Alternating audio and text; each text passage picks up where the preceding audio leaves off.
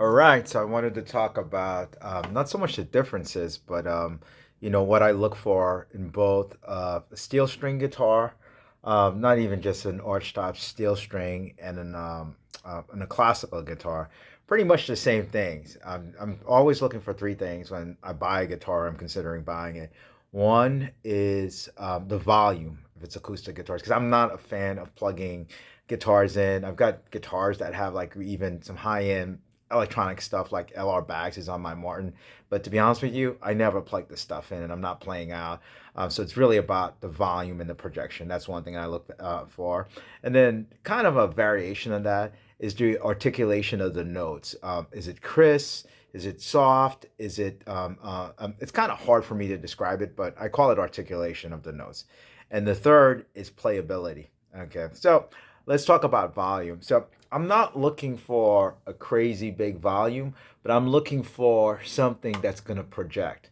So I'm not a classical guitarist, but I have a lot of friends who are classical guitarists, and I'm always trying to figure out what's the difference between a concert classical guitar versus a student model and things of that nature, other than, a purist tells me that it's a concert guitar. So, and I've had this discussion with a lot of folks. A lot of it is how the thing supposedly projects in a concert hall. I'm not going to be playing any concert halls anytime soon, but for me, it's the intimacy and the sound that I get volume as a player, not the how it projects to the audience. Because I'm not playing classical guitar for a lot of people. I'm playing for myself primarily. So my friends who are classical guitarists, whenever they try out a guitar, they'll have somebody sitting, like they're going to be at the end of a concert hall and to see if the guitar projects. And so that's one of the criteria that they use to determine, is this a concert guitar? Can it be heard in a concert hall? I guess that's the intuitive way. But either way, volume for me is very important. I have to be able to hear the guitar. And then the second thing is the articulation, which is really just how do the notes pop out. And I can tell usually, even if the strings, there's stuff you can do obviously to a guitar, change the strings, gauge the types of strings and things of that nature. But I can tell, even if it's a junky guitar, if, oh wow, if I change strings or if I do X, Y, and Z, it's gonna articulate better. And by that articulation, if I could kind of define it, it's the separation of the notes. I want to hear it like a piano. So as I'm playing the C major chord, I want to hear the C, E, G, C, E. How it's sustained.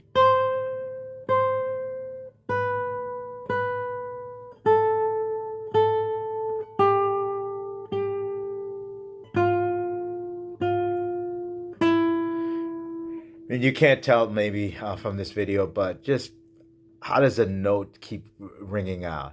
All right, so that's something when I mean by articulation.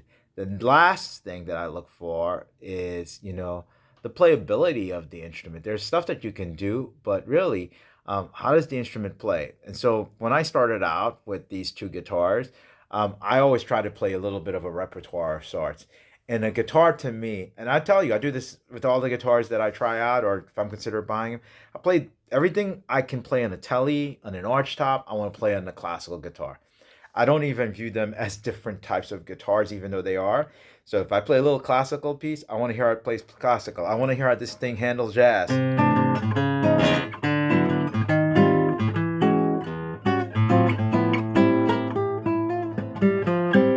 I want to hear how the Eastman, as an acoustic steel string, how that thing handles classical. So if I could play a variety of music off the same instrument, even though that's not the intended purpose, then I was like, okay, great. And it's not because I don't want any other guitars. That's definitely not the case sometimes. It's just because I know it's really good because I feel comfortable playing a little classical piece or a little jazz piece. The one thing for me personally, I don't do, um, I don't really play with a nylon string. I don't use a pick. I don't do this. The only guy that I love that plays with a pick on a nylon string, don't ask me why, Al Di Meola. He's the only person I can listen to playing with a pick, and he does a great job. Other than that, I mean, and I know studio musicians who do that. I want to hear fingers, whether you have nails or no nails or things of that nature. But in any event, though, so those are the things that I look for when I'm trying acoustic guitars. Obviously, the volume of the guitar, the articulation of the notes, how they pop out. And the last is playability. And with the playability, one last word on that is, there's only so much a luthier can do with a setup. to be honest with you, other than rebuilding the guitar. So you can kind of gauge if you've been playing for a while, is this going to play to the level that I want it to play?